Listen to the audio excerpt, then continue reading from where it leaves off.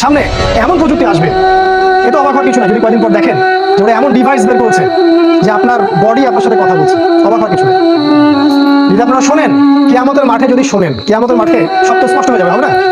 কিয়ামতের মাঠে যদি শোনেন এই করোনা ভাইরাসটা মানুষের সৃষ্টি করা ভাইরাস, অবাক হবেন না। আপনি অবাক হতে পারেন, আমি অবাক হব।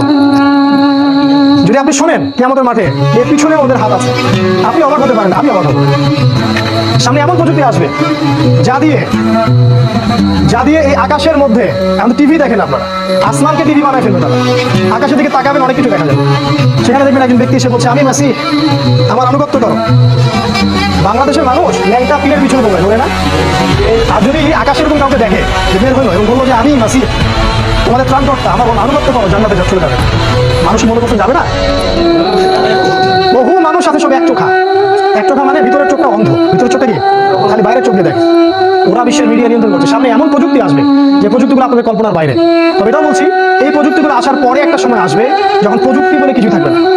কোনো স্মার্টফোন, কোনো ইলেকট্রিসিটি, কোনো যে আপনার ল্যাপটপ, ইন্টারনেট কিছুই থাকবে না, সব ডিস্ট্রয় হয়ে যাবে।